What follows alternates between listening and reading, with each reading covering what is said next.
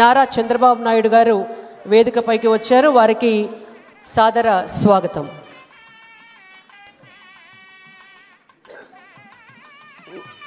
వారికి బొకే ఇవ్వవలసిందిగా వేదాంశి గారిని వేదికపైకి రావాలని కోరుతున్నాము.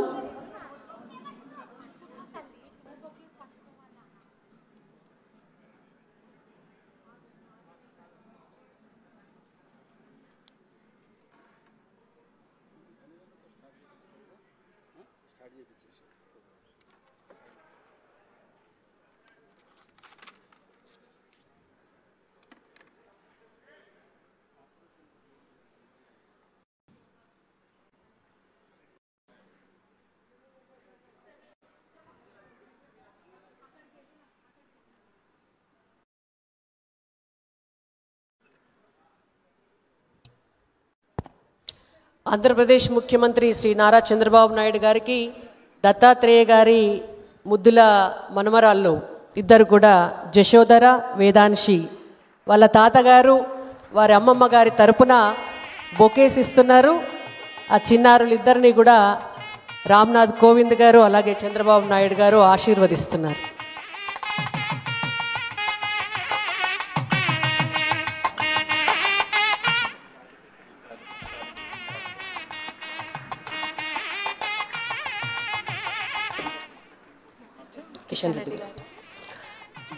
కేంద్ర బొగ్గు గనుల శాఖ మంత్రివర్యులు భారతీయ జనతా పార్టీ తెలంగాణ రాష్ట్ర అధ్యక్షులు కిషన్ రెడ్డి గారికి రవికంటి కార్తిక్ గారిని బొకే ఇవ్వవలసిందిగా కోరుతున్నాం.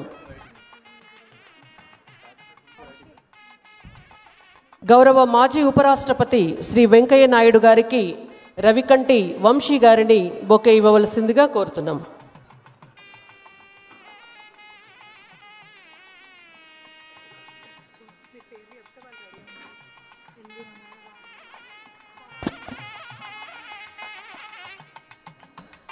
గౌరవ మాజీ సుప్రీంకోర్టు ప్రధాన న్యాయమూర్తి ఎన్వి రమణ గారికి బండారు భవానీ గారు బొకే ఇవ్వవలసిందిగా కోరుతున్నాము.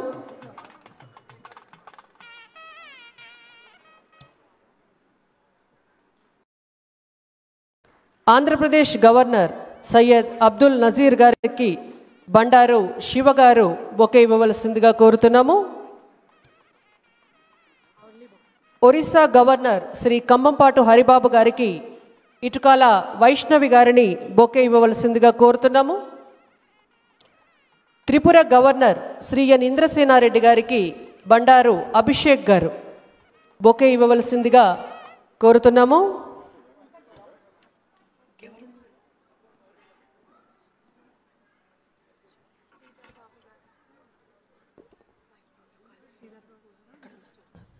కేంద్ర భారీ పరిశ్రమల శాఖ సహాయ మంత్రి శ్రీ భూపతిరాజు శ్రీనివాస వర్మ గారికి బండారు అశోక్ గారు బొకే ఇవ్వవలసిందిగా కోరుతున్నాము.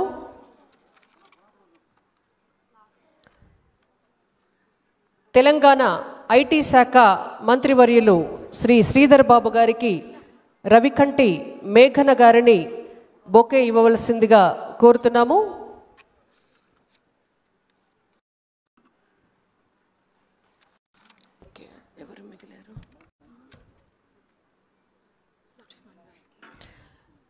గౌరవ రాజ్యసభ సభ్యులు డాక్టర్ కె లక్ష్మణ్ గారికి ఐలా వైషు గారిని బొకే ఇవ్వవలసిందిగా కోరుతున్నాము.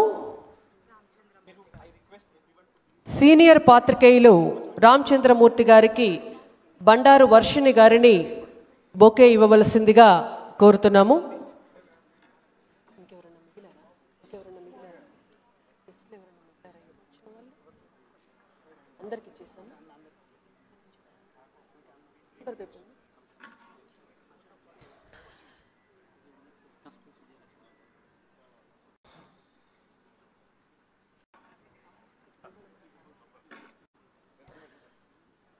ఈ కార్యక్రమానికి విచ్చేసినటువంటి ముఖ్య అతిథులకు మరియు అతిథులందరికీ కూడా సాదర స్వాగతం. కార్యక్రమాన్ని ప్రారంభించుకోవడానికంటే ముందు మనమంతా కూడా సామూహికంగా జాతీయ గీతాలాపన చేయవలసిందిగా విన్నపము. అందరూ దయచేసి లేచి నిలబడి జనగణమన ఆలపించవలసిందిగా విజ్ఞప్తి.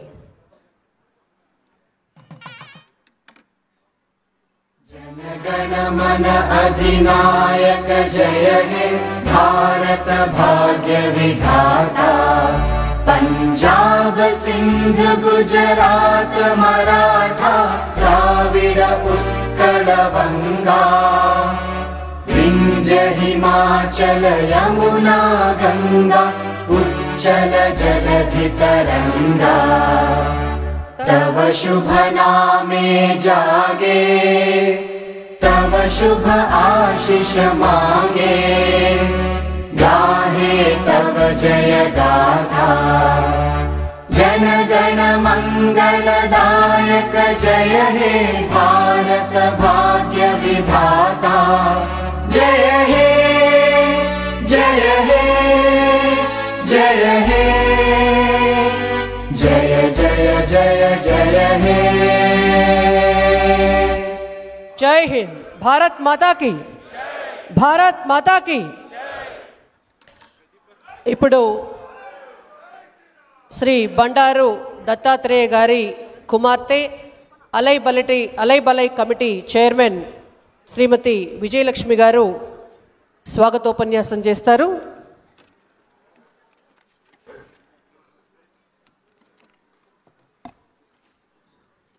అందరికీ నమస్కారం. ముందుగా ఇంత ఓపికగా వేచున్న ఇక్కడికి విచ్చేసిన మా అతిథులందరికీ పేరు పేరున ధన్యవాదాలు. ఈరోజు మా ఆహ్వానాన్ని మన్నించి విచ్చేసిన వేదిక మీద ఉన్న పెద్దలకు, ఇక్కడికి విచ్చేసిన సహచర మిత్రులకు, మా కుటుంబ సభ్యులకు, మీడియా మిత్రులకు, అత్యంత ఆత్మీయమైన మా పార్టీ కార్యకర్తలకు, ఈ వేదికలు అలంకరించిన పెద్దలకు మరోసారి ధన్యవాదాలు తెలుపుకుంటూ, ముందుగా పుస్తకావిష్కరణ కార్యక్రమం బండారు దత్తాత్రేయ గారి జీవిత చరిత్ర, ఇట్లాంటి ఒక మహత్కర కార్యక్రమాన్ని ఆవిష్కరించడానికి అలైబలై ఫౌండేషన్కి బాధ్యత ఇచ్చినందుకు మేమందరం చాలా చాలా సంతోషపడుతున్నాం. ఈరోజు మేము చేసే ఈ పుస్తక ఆవిష్కరణ మా వ్యవస్థాపకుడు జీవిత చరిత్రను ఆవిష్కరించడం గాను, లేదా నేను ఒక కూతురిగా నా తండ్రి జీవితాన్ని పుస్తకావిష్కరణ కార్యక్రమం నిర్వహించడం గాను కాకుండా, ఒక నిరుపేద కుటుంబం నుంచి వచ్చిన ఒక ప్రజానాయకుడి జీవితం, నిరుపేద కుటుంబం నుంచి వచ్చిన పేదరికం ఆయనకి ఏ రోజు అడ్డు కాలేదు, కష్టాల కడలిలో సాగిన యవ్వనం నుంచి నడిచిన ఆయన నిరాశ పడలేదు. సంఘ్ ఆయనకి క్రమశిక్షణను నేర్పింది, దేశభక్తిని నేర్పింది. అట్లాగే కడుపు ఖాళీగా ఉన్న గుండె నిండా ఆదర్శంతో, దేశభక్తితో ముందుకు సాగుతూ శవాల కుప్పలో, ఇసుక దిమ్మెలో, దివిసీమ ఉప్పెన తెచ్చిన చేదు గుర్తుల నుండి నలుగురితో కలిసి నడిచినాడు. 4 సార్లు ఎంపీగా గెలిచినాడు. సికింద్రాబాద్ ప్రజల ఆశలు ఆకాంక్షలు నెరవేరుస్తూ 3 సార్లు కేంద్ర మంత్రిగా పనిచేస్తూ ఈరోజు గవర్నర్గా అంత ఎత్తు ఎదిగినా ఇంకా ఆయన ఒదిగే ఉంటాడు. అట్లాంటి ఒక ప్రజానాయకుడు జీవితాన్ని అందరి ముందుకు తీసుకురావాలి అన్న ఉద్దేశంతో అలైబలై కమిటీ ఈరోజు ఈ కార్యక్రమాన్ని నిర్వహించడం మాకు చాలా గర్వకారణం.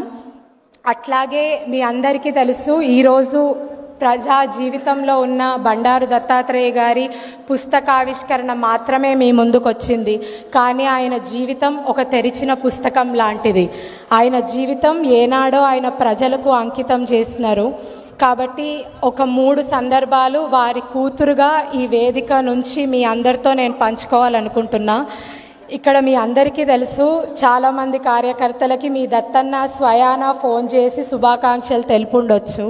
కానీ వారి కూతురుగా ఉన్న నాకు కానీ, వాళ్ళ కొడుకుగా ఉన్న వైష్ణవ్కి కానీ ఆయన సొంత వివాహ వార్షికోత్సవం కూడా ఈరోజు మీరు అడిగినా ఆయనకి తెలియదు.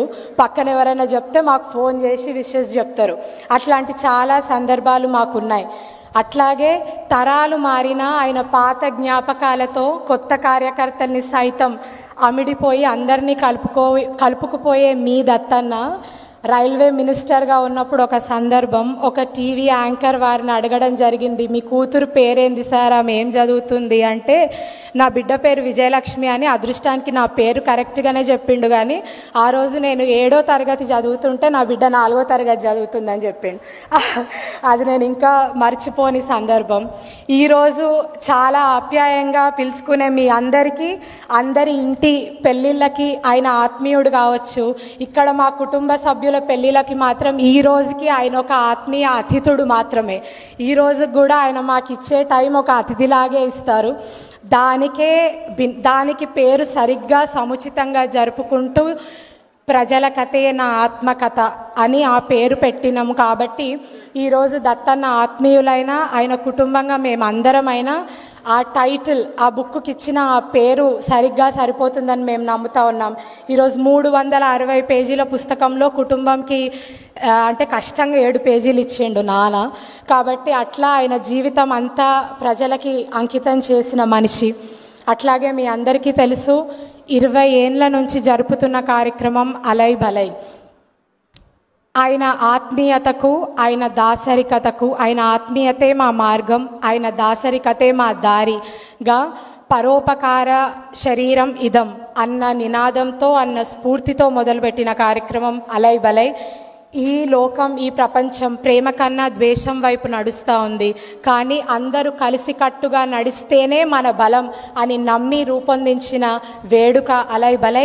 ఆ స్ఫూర్తితోనే అలై బలై ఫౌండేషన్ ఇంకా ఇట్లాంటి స్ఫూర్తిదాయక కార్యక్రమాలు చాలా చాలా జరుపుతుంది అని మనస్ఫూర్తిగా మీ అందరికీ హామీ ఇస్తున్నాము. ఈ పుస్తకం ఒక రూపానికి రావడానికి ఎందరో శ్రమించినారు. వారందరికీ శిరస్సు వంచి నమస్కరిస్తూ, నిర్వాహకులు ఇచ్చిన ఈ సమయాన్ని దాటలేదు అని భావిస్తూ మరోసారి ఇక్కడ విచ్చేసిన అందరికీ పేరు పేరున ధన్యవాదాలు. జై హింద్.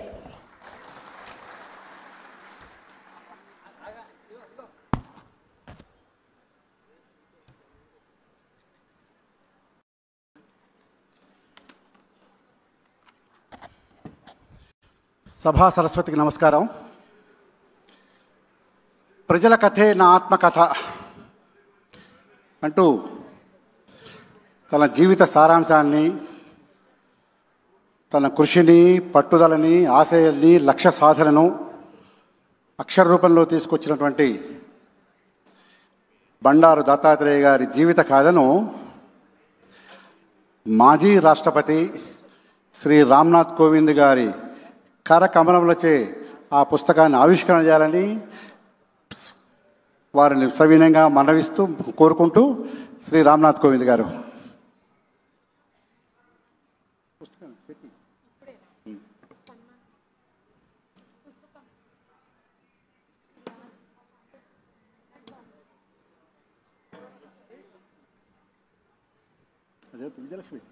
విజయలక్ష్మి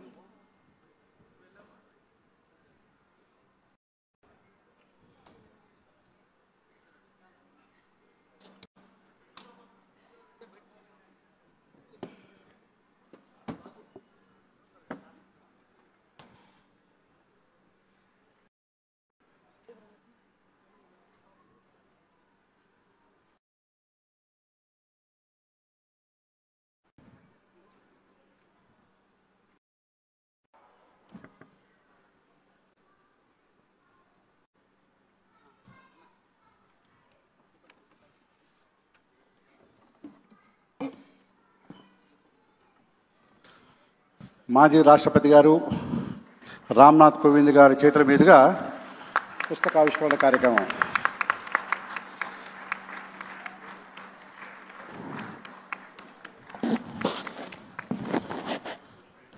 माननीय रामनाथ कोविंद जी से विनती है कि पहला कॉपी वेंकैया नायडू जी को प्रस्तुत करें और दूसरा कॉपी आंध्र प्रदेश मुख्यमंत्री चंद्रबाबू नायडू जी को प्रस्तुत करें.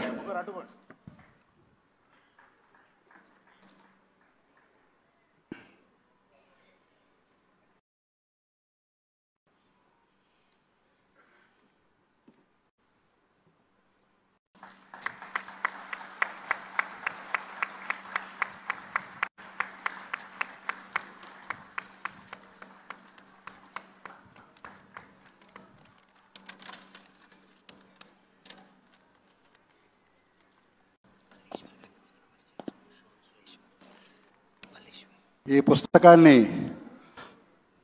పరిచయం చేయడం కోసం ఈ పుస్తకాన్ని ఎంఎస్కో వాళ్ళు ప్రచురించారు. ఎంఎస్కో పబ్లికేషన్స్ వాళ్ళు. ఎంఎస్కో పబ్లికేషన్స్ తరఫున సీనియర్ పాత్రికేయులు, తెలుగు జర్నలిజంలో చెప్పుకోదగ్గటువంటి స్థానాన్ని సంపాదించినటువంటి వాళ్ళు శ్రీ జి వల్లీశ్వర్ గారిని ఈ పుస్తకాన్ని వేదిక సభకు పరిచయం చేయవలసిందిగా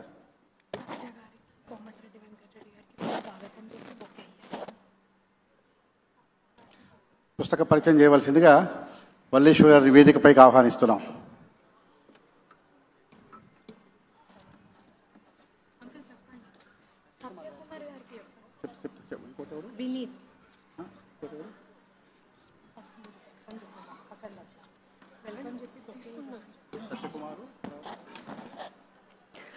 ఆంధ్రప్రదేశ్ మంత్రివర్యులు సత్యకుమార్ గారికి, అలాగే సత్యకుమార్ గారికి వినీత్ గారిని బొకే ఇవ్వవలసిందిగా కోరుతున్నాము. తెలంగాణ రాష్ట్ర మంత్రివర్యులు శ్రీ కోమటిరెడ్డి వెంకటరెడ్డి గారికి కూడా ఈ కార్యక్రమానికి సాదరంగా స్వాగతిస్తూ వారికి కూడా బొకే ఇవ్వవలసిందిగా కోరుతున్నాం. ప్రముఖ పాత్రికేయులు, ఎంఎస్కో ఎడిటర్ శ్రీ వల్లీశ్వర్ గారు బండారు దత్తాత్రేయ గారు రాసినటువంటి ప్రజల కథే నా ఆత్మకథ ఈ పుస్తకం గురించి ఒక 5 నిమిషాలు వారు పుస్తక పరిచయం చేయవలసిందిగా వారిని కోరుతున్నాం.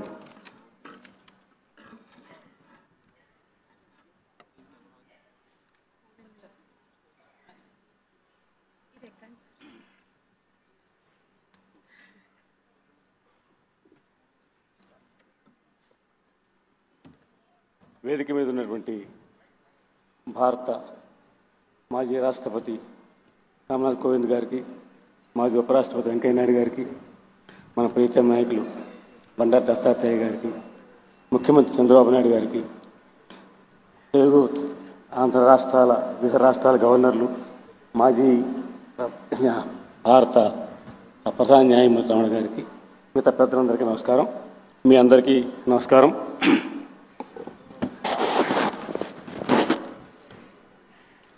ఈ పుస్తకం ఎంఎస్కో ప్రచురించడానికి చాలా గర్వపడుతుంది.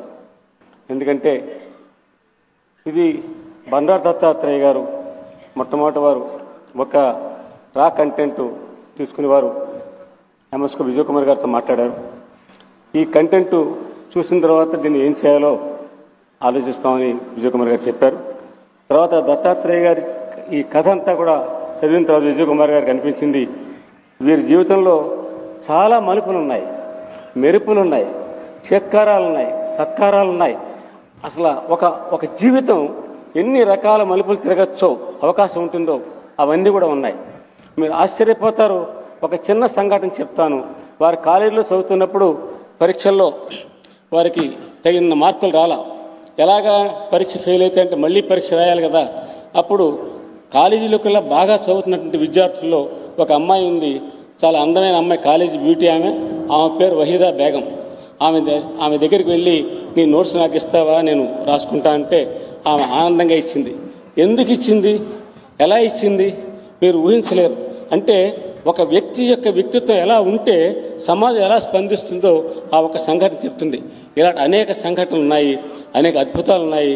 ఈ అద్భుతాలతో ఇన్ని మలుపులతో ఉన్న కథని, ఈ జీవిత చరిత్రని మనం పబ్లిష్ చేయకపోతే ఎలాగని విజయ్ కుమార్ గారు అనుకున్నారు. వారు తప్పకుండా చేస్తాం దత్తాత్రేయ గారు అన్నారు. ఆ కార్యక్రమంలో ఎంఎస్కో పనిచేసింది. అది గత దాదాపు 5-6 మాసాలు పట్టింది. అనేక సార్లు వారు మాట్లాడటం, వారి యొక్క బంధువులు, స్నేహితులు మాట్లాడటం, అనేక విషయాలు. ఒక్క మాట చెప్తాను, జీవితంలో ఒక మనిషి ఎదగాలంటే ఏం కావాలి అంటే పెద్ద డిగ్రీలు కాదండి, కామన్ సెన్స్ కావాలి. అద్భుతంగా భగవంతుడు ఇచ్చాడు దత్తాత్రేయ గారికి. అది సాధారణమైన కామన్ సెన్స్ కాదు. ఎప్పుడు ఏ సందర్భంలో ఎక్కడ ఎవరితో ఎలా ఎంతవరకు మాట్లాడాలో ఆ ఔచిత్యం దత్తాత్రేయ గారు తెలుసు. అది చిన్నప్పటి నుంచి ఒకటి. రెండోది పట్టుదల.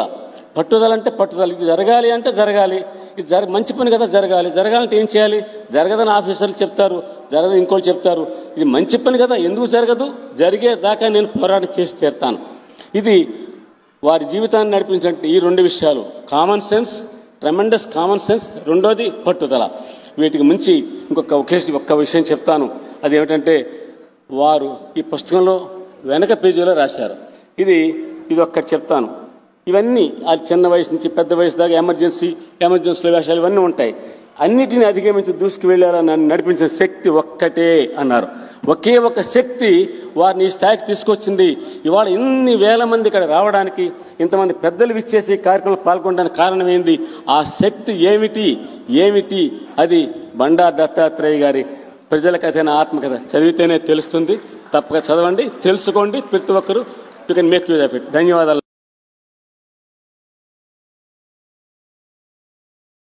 అవకాశం కల్పించింది. నమస్కారం.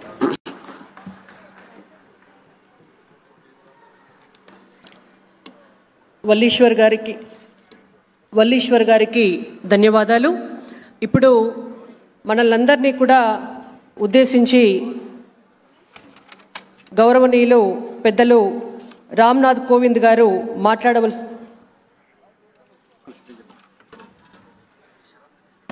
మన్నించాలి. సభ ప్రారంభంలోనే తెలుగు జర్నలిజానికి కలికితురాయి కొన్ని వందల మంది పాత్రికేయుల్ని తీర్చిదిద్దినటువంటి తెలుగు జర్నలిజానికి ఒక చిరునామా, ఒక అడ్రస్ నేర్పినటువంటి రామచంద్రమూర్తి గారిని మొట్టమొదటిగా మాట్లాడవలసిందిగా కోరుతున్నాం. శ్రీ రామచంద్రమూర్తి గారు. రామచంద్రమూర్తి గారికి జర్నలిస్టు మిత్రులు శ్రీ కప్పర ప్రసాద్ గారు శాలువా వేసి సత్కరిస్తారు.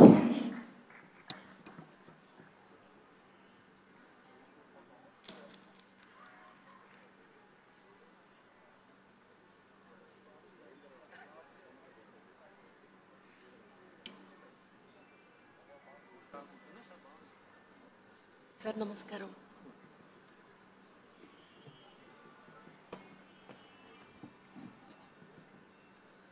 సభకు నమస్కారం.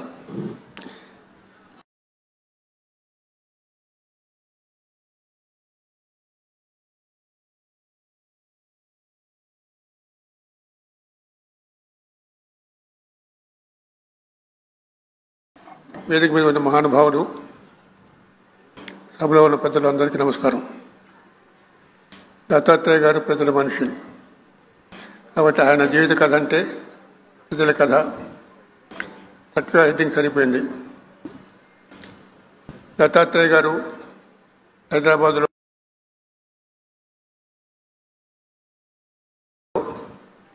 దిగువ మధ్య తిరుగుకుంటూ అంచెలంచెలుగా పేర్కొచ్చిన వ్యక్తి, ప్రజల మధ్య ఉన్న వ్యక్తి. దత్తన్న అంటే అత్తన్న అని అనేది చాలామంది చెప్పుకుంటారు. దాని గురించి దత్తన్న అని ఎవరైనా కేకేస్తే, ఎవరైనా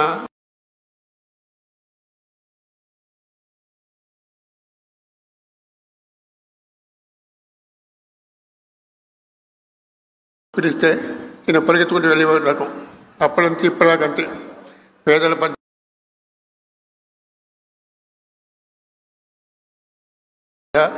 పెరిగి ప్రజలతో ఉంటూ పేదరికాన్ని జయించి రాష్ట్ర పరిధి దాటి కేంద్రంలో వెళ్ళి గవర్నర్గా పనిచేసి అన్ని రకాల ప్రజలతో మమేకమై జీవించిన వ్యక్తి దత్తాత్రేయ జీవితం గురించి తెలుసుకుంటే మనం తెలుగు రాష్ట్రాల ప్రజల జీవితం గురించి, భారతదేశం జీవితం గురించి తెలుసుకోవచ్చు. తెలుగు రాష్ట్రాల ప్రజలు అందరూ ఇక్కడ ఉన్నారు. ఒక తెలంగాణ కాక ఆంధ్రప్రదేశ్లో కూడా చాలామంది వచ్చారు. అందరికీ ధన్యవాదాలు. ఇప్పుడు ఇది నేను ఎక్కువ మాట్లాడిన సమయం కాదు. దత్తాత్రేయ గారిని పూర్తిగా మనస్ఫూర్తిగా అభినందిస్తూ దీన్ని ప్రచురించిన ఎంఎస్కో విజయ్ కుమార్ గారిని, కోటేశ్వర గారిని అభినందిస్తూ ధన్యవాదాలు. నమస్కారం.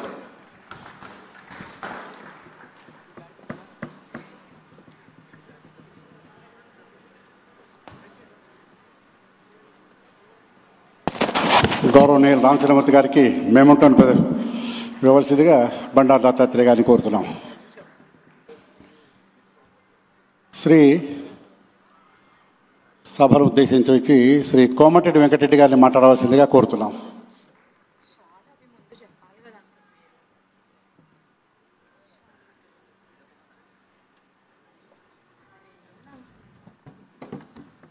పెద్దలు, ఈ కార్యక్రమానికి ముఖ్యంగా విచ్చేసిన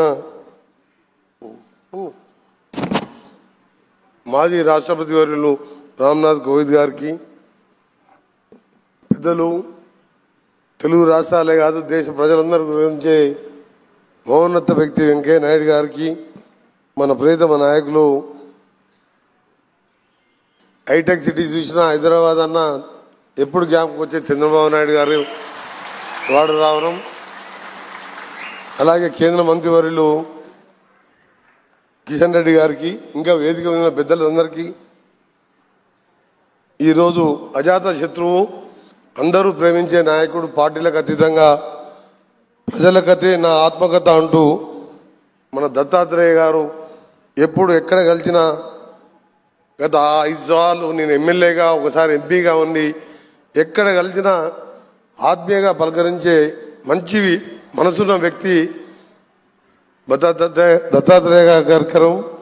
ప్రజల కథ నా ఆత్మకథ అని ఒక పుస్తకం ఆవిష్కరించుకోవడం, ఇంత మహామనుభవం రావడం, వారికి ఇంకా కూడా ఆయుర ఆరోగ్యాలతో నిండు ఆరోగ్యంగా ఉండాలని భగవంతుని ప్రార్థిస్తూ వేదిక మీద పెద్దలందరికీ మీ అందరికీ కూడా నమస్కారాలు తెలియజేసుకుంటూ సెలవు తీసుకుంటాం.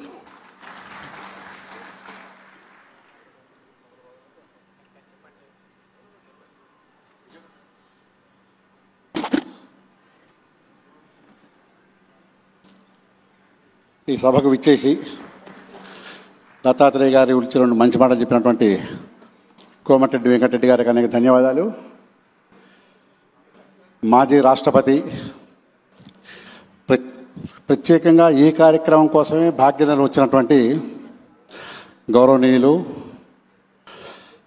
రామ్నాథ్ కోవింద్ గారిని ప్రసంగించవలసిందిగా కోరుతున్నాం. మానే రామ్నాథ్ కోవింద్ జీ.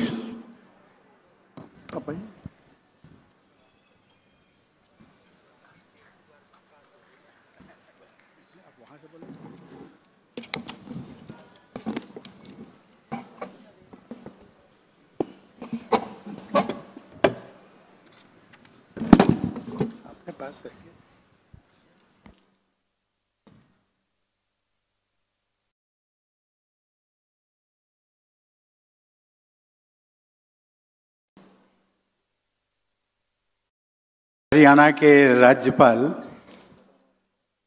आदरणीय श्री बंडारू दत्तात्रेय गारू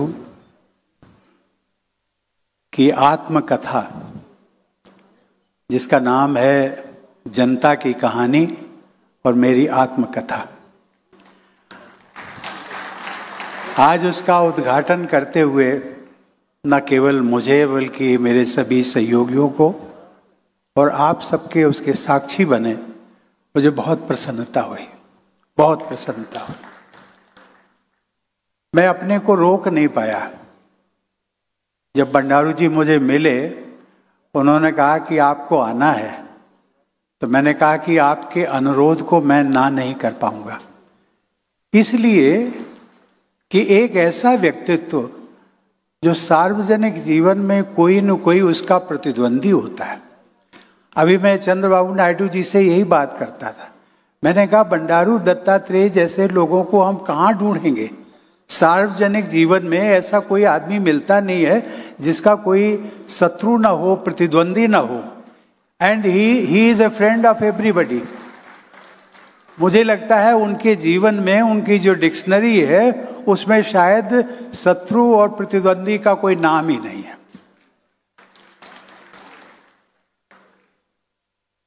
इस सभागार में उपस्थित विशेषकर मंच पर श्री नारा चंद्रबाबू नायडू, मुख्यमंत्री Andhra Pradesh, Shri G Kishan Reddy, minister of coal and mines, Bharat सरकार,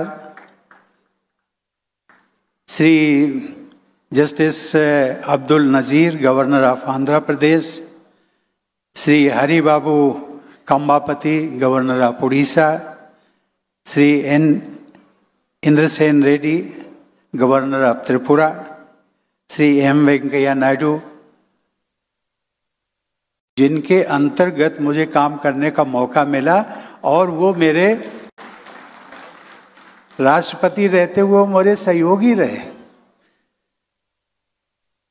justice M V Ramana, former chief justice of India, Shri Bhupathi Raju Srinivas Varma और मंच पर बहुत सारे नाम हैं। इस सभागार में उपस्थित सभी भाइयों और बहनों, जब मैं राष्ट्रपति था और उसके पहले भी मेरे प्रायः जब पार्टी का संगठन का काम भी करता था तो मेरे लिए आंध्र प्रदेश हो या तेलंगाना जो बाद में विभाजित हुए, लेकिन इन दोनों राज्यों से मेरा कुछ ऐसा लगाव था। कभी कभी मैं कहता था, यद्यपि मैं उत्तर प्रदेश का रहने वाला हूँ, वहाँ मेरा जन्म हुआ, पालन पोषण शिक्षा हुई, लेकिन मैं कहता था आंध्र प्रदेश और Telangana they are my second home. और इसलिए कहता था न केवल हैदराबाद तक, न केवल करीमनगर तक या इसकी विजयवाड़ा और आपका वाइजैक तक, इन सभी ऐसे जिलों में मुझे लगता है कई जिलों में मुझे रात्रि निवास करने का अवसर भी मिला। मैं अपने को सौभाग्यशाली मानता हूँ। बंडारू जी के बारे में मैं इतना ही कह सकता हूँ कि एक मल्टी डायमेंशनल पर्सनालिटी है। मुझे बताया गया कि वो बचपन से छोटे बच्चों, गरीब, पिछड़े, दलित, अल्पसंख्यक, समाज का कोई भी व्यक्ति हो उससे जुड़े रहे। उनके उत्थान के लिए उन्होंने सभी काम किए। मलिन बस्तियों में जा जाकर उन्होंने छोटे बच्चों को अपने हाथों से नहलाया, जो कि शायद आज हम कल्पना नहीं कर सकते। नहलाया करते तो एक अच्छा जीवन कैसे जिया जाए इसकी शिक्षा देते थे। मित्रों, मैंने देखा है कि सार्वजनिक जीवन में तमाम कठिनाइयों का सामना करते हुए जो लोग आगे बढ़ते हैं, ऐसे नेताओं में बंडारू दत्तात्रेय जी उनमें से एक है।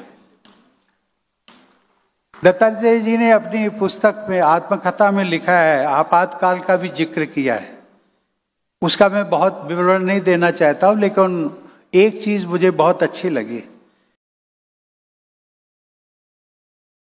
कुछ लोग जो थे उनके जेल साथी, मुझे बताया गया कि वो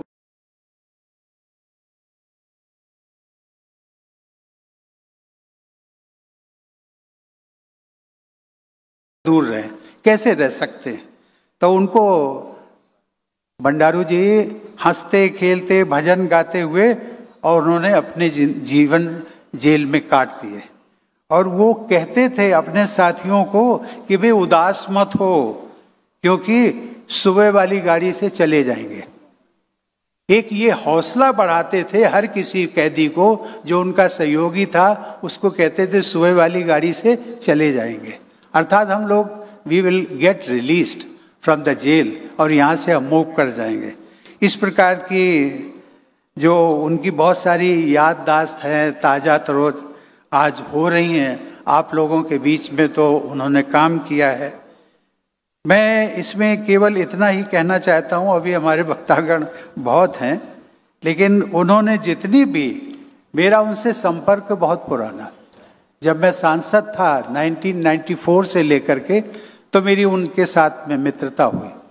वो मंत्री भी बने और पार्टी में काम भी करते रहे, लेकिन मैंने उन्होंने देखा कि केंद्रीय और रोजगार मंत्री के रूप में उन्होंने जो इनिशिएटिव लिए मजदूरों के लिए, उसमें न्यूनतम वेतन अर्थात मिनिमम वेजेस, मिनिमम पेंशन और ग्रेच्युटी में बढ़ोतरी, बाल मजदूरी संशोधन अधिनियम, मातृत्व लाभ में बढ़ोतरी जैसे अनेकों कार्य किए, जिससे आज लाखों करोड़ों श्रमिकों को उस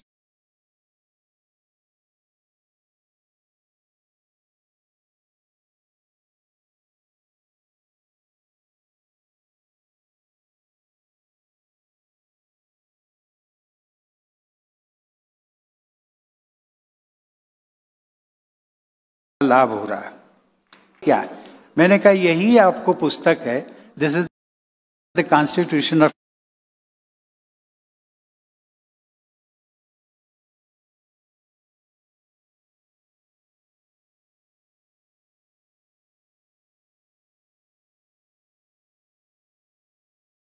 दान जो है हमारी गीता है, बाइबल है, कुरान है, और गवर्नर के पद पर रहते हुए आपको इसी आपके जो निर्णय लेंगे राजभवन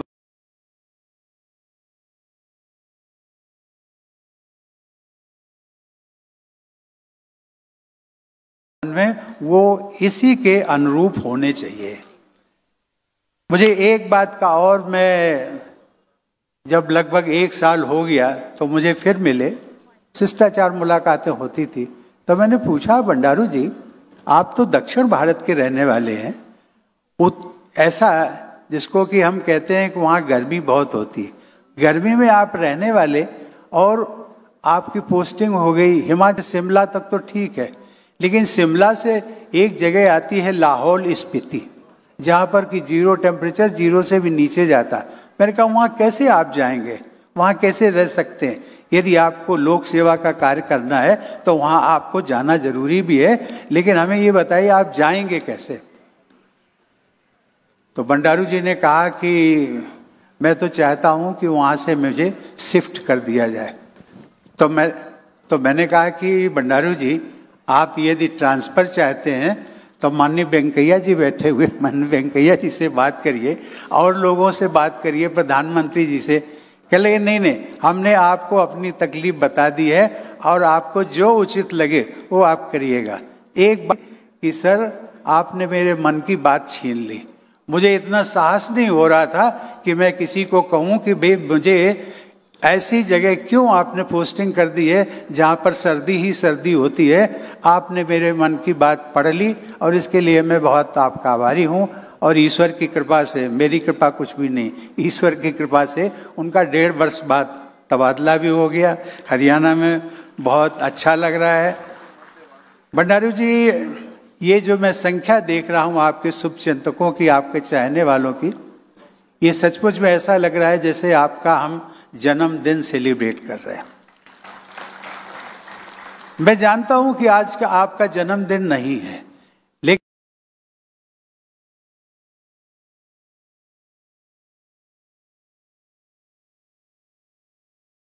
जो पुस्तक रिलीज हुई है ये दिन भी जो है आपका जन्मदिन से कम भी नहीं है।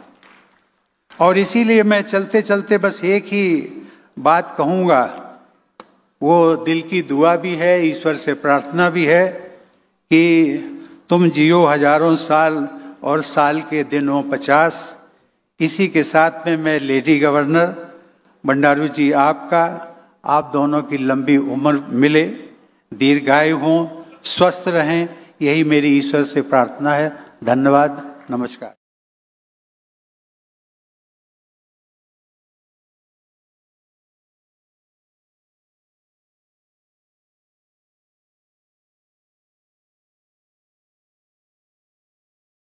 ఆంధ్రప్రదేశ్ ముఖ్యమంత్రి వర్యులు శ్రీ చంద్రబాబు నాయుడు గారు మాట్లాడతారు. వారికి ముందుగా దత్తాత్రేయ గారు అలాగే వారి కుమార్తె విజయలక్ష్మి గారు మొమెంటో బహుకరిస్తారు. దుబ్బాక ఎమ్మెల్యే రఘునందన్ రావు గారు శాలువాతో వారిని సత్కరిస్తారు.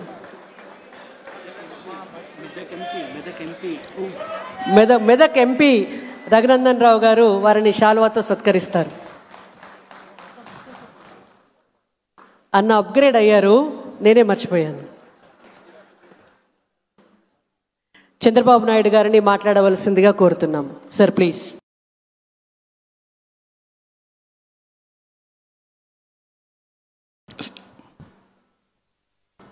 సహచర మంత్రివర్గ సభ్యులు సత్యకుమార్ యాదవ్ గారు, ప్రెసిడెంట్ బీజేపీ శ్రీ లక్ష్మణ్ గారు, సీనియర్ జన్ అలాంటి కార్యక్రమానికి అధ్యక్షత వహిస్తున్నటువంటి బండారు విజయలక్ష్మి గారు,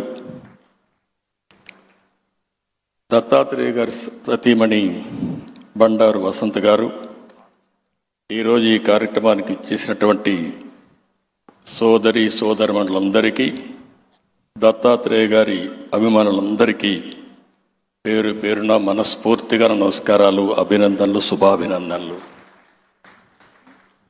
ఈ కార్యక్రమం నాకెంతో ప్రత్యేకం. మనందరి మిత్రులు, సోదరులు, అజాత శత్రువు, ఒక జెంటిల్మ్యాన్.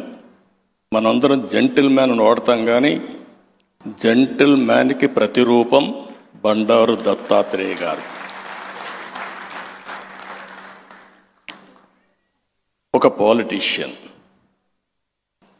అది కూడా ప్రజల కథే నా ఆత్మకథ. అంటే ఇది ఒక్కసారి చూసినప్పుడు ఈ ఒక్క మాటలోనే ఆయన జీవితాంతం ఏ విధంగా పనిచేశారో మనకు అర్థమవుతుంది. అందరం కూడా దత్తన్న అని ప్రేమగా పిలుచుకుంటారు. దత్తాత్రేయ గారు అనేవాళ్ళు చాలా తక్కువ ఉంటారు. అభిమానంగా దత్తన్న పిలుచుకునే వారి యొక్క జీవన ప్రమాణాల గురించి అందరితో కలిసి మాట్లాడాలని ఆసక్తితో నేను ఈ కార్యక్రమానికి వచ్చాను. 3 తరాలు ఆయన జీవిత యాత్ర అంటూ నిజంగా ఒకసారి 40 సంవత్సరాలు పాత రోజులు నాకు కూడా గుర్తొచ్చే పరిస్థితి వచ్చింది. ఇక్కడికి వస్తానే మిమ్మల్ని చూస్తే ఎక్కడ లేని ఉత్సాహం, అభిమానం ఉప్పొంగా. అంటే దానికి కారణం పాత రోజులు ఒకసారి జ్ఞాపకం అని చెప్పి కూడా నేను మీకు తెలియజేస్తున్నా. ఒక సాధారణమైన కార్యకర్త, జాతీయ నేతగా ఎదిగిన జీవన గమనం, ఎమర్జెన్సీ రోజుల నుంచి దివిసీమ ఉప్పెన వరకు దేశానికి అందించిన సేవలు, సాధారణ స్వయం సేవకు నుంచి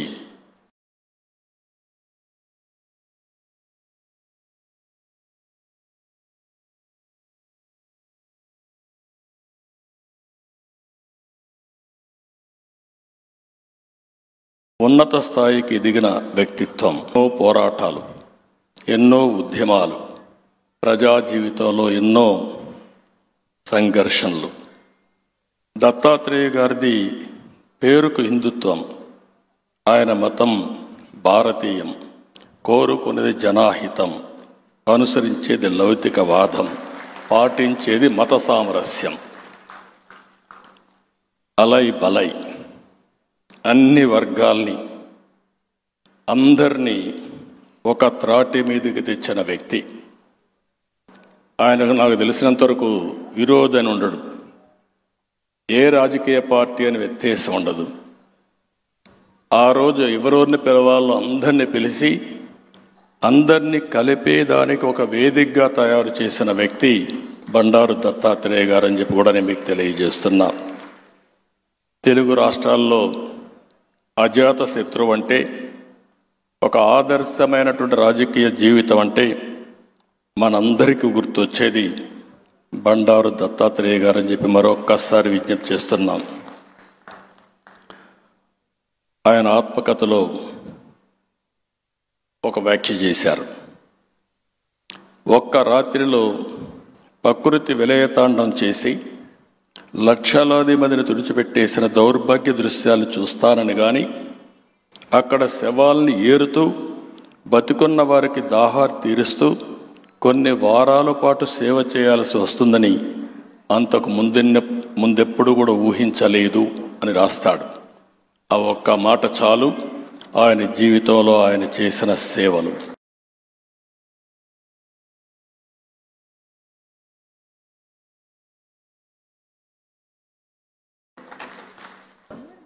బీజేపీ కార్యకర్తగా, ఎమ్మెల్యేగా, ఎంపీగా, కేంద్ర మంత్రిగా, హిమాచల్, హర్యానా గవర్నర్లుగా బండారు దత్తాత్రేయ గారు అనేక పాత్రలు పోషించారు.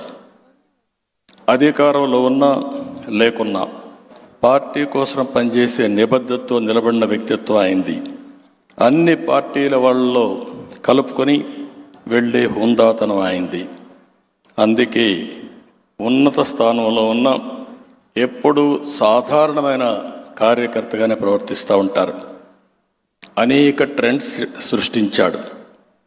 ఎమర్జెన్సీ కాలంలో ప్రజాస్వామ్యాన్ని కాపాడడానికి జైలు జీవితం కూడా అనుభవించారు.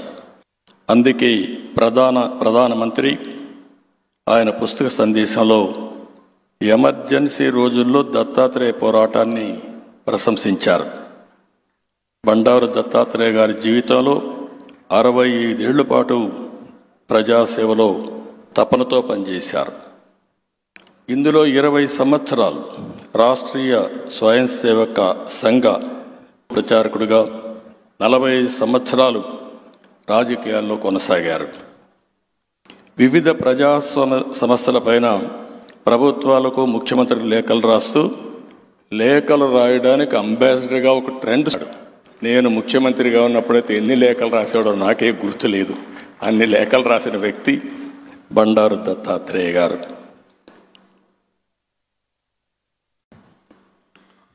హేమీలతో ప్రయాణం చేశారు. ఇది ఒక అరుదైన అనుభవం.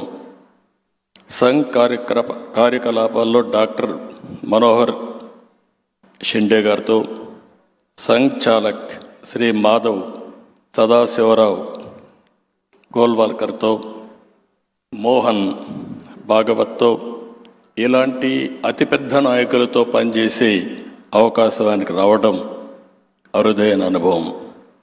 రాజకీయాల్లో చూస్తే అటల్ బిహార్ వాజ్పేయి, కేఎల్ అద్వానీ, మురళీ మనోహర్ జోషి, బంగారు లక్ష్మణ్, వెంకయ్య నాయుడు, రాజ్నాథ్ సింగ్, అమిత్ షా, నరేంద్ర మోడీ గారి వంటి అగ్రనాయకులతో కలిసి చే పని చాలామందికి దక్కదు. ఒక దత్తాత్రేయ గారి దక్కింది. నిబద్ధత, బాధ్యత, అంకిత భావం, సాధారణ జీవితం ఆయన ప్రత్యేకం. జాతీయత, సేవ, సమగ్రత ఈ 3 మౌలిక విలువల చుట్టూ ఆయన రాజకీయ జీవితం మొత్తం కూడా ప్రయాణం చేసింది. పాలనలో సవాళ్లు, విధానాల్లో రూపకల్పన వంటి అన్ని విషయాలు కూడా అర్థమయ్యే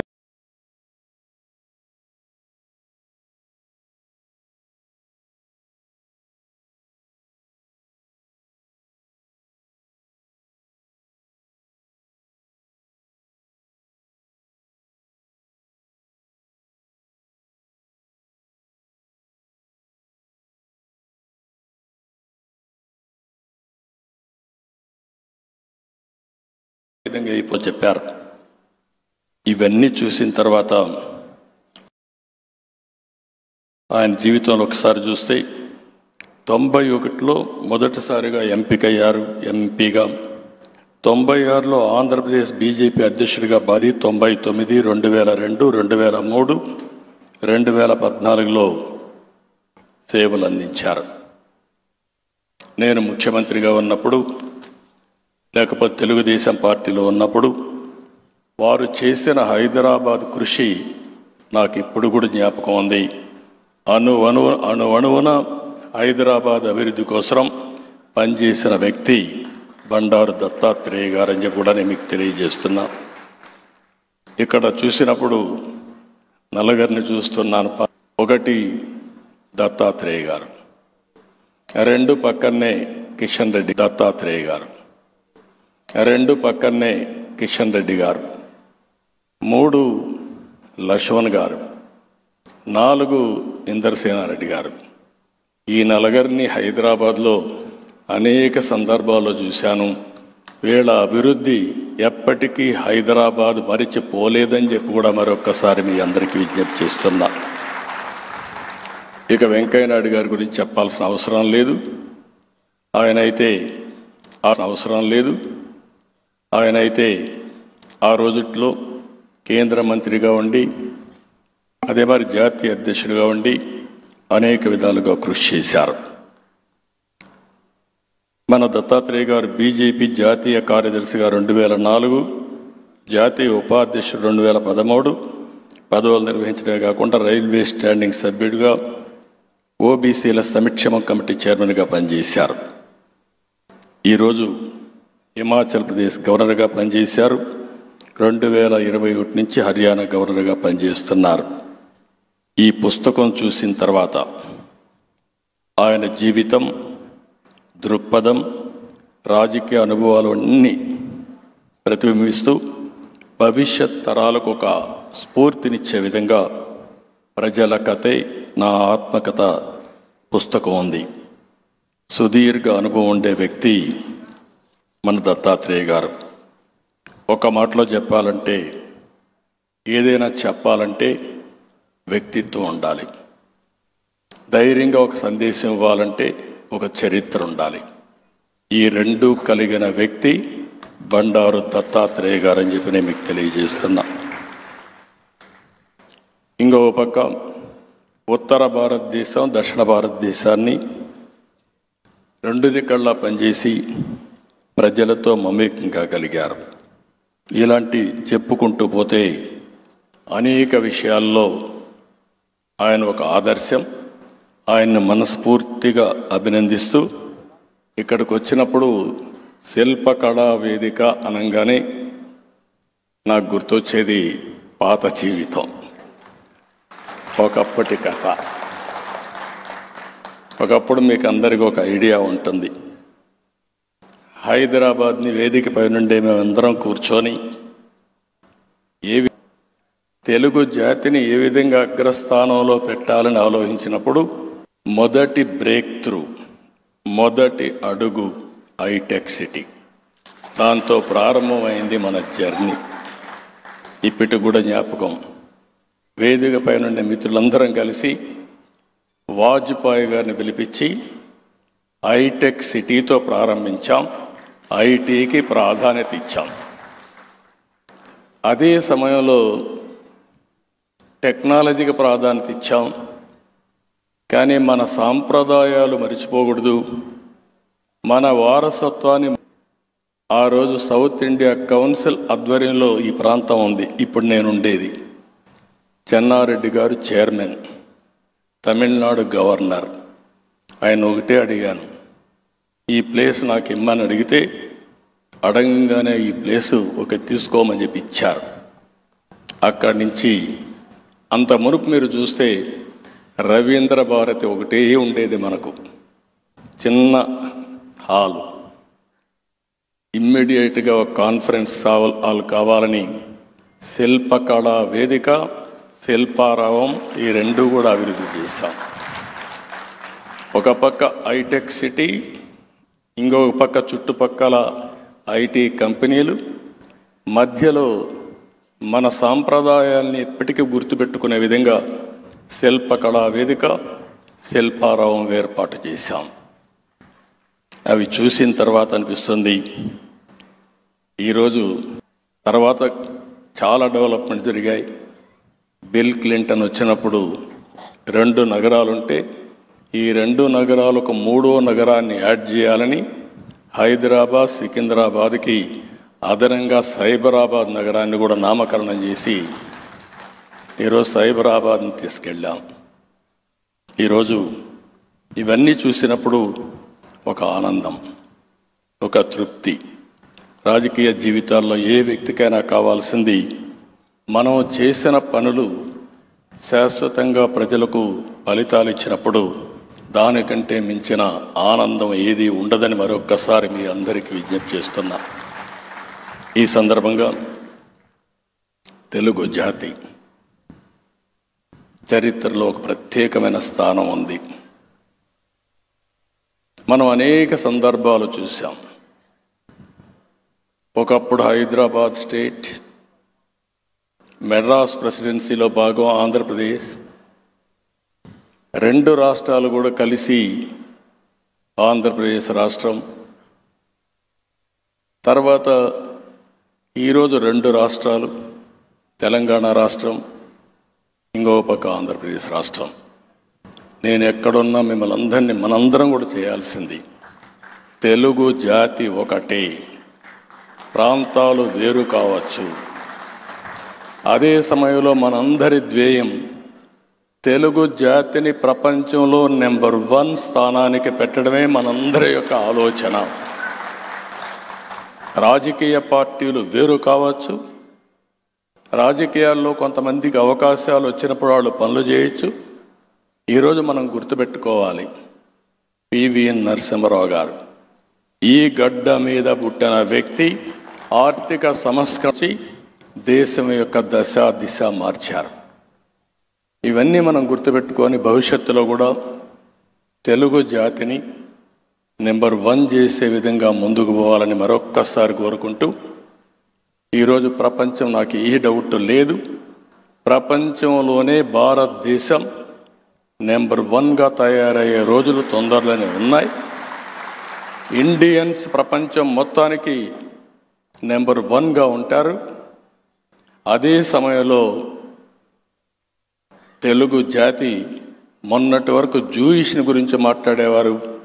ఈరోజు ప్రపంచం మొత్తం మాట్లాడాల్సింది తెలుగు జాతి అందరికంటే అగ్రజాతిగా ఉండడానికి మనందరం దీక్ష తీసుకొని ముందుకు పోవాల్సిందిగా కోరుకుంటూ,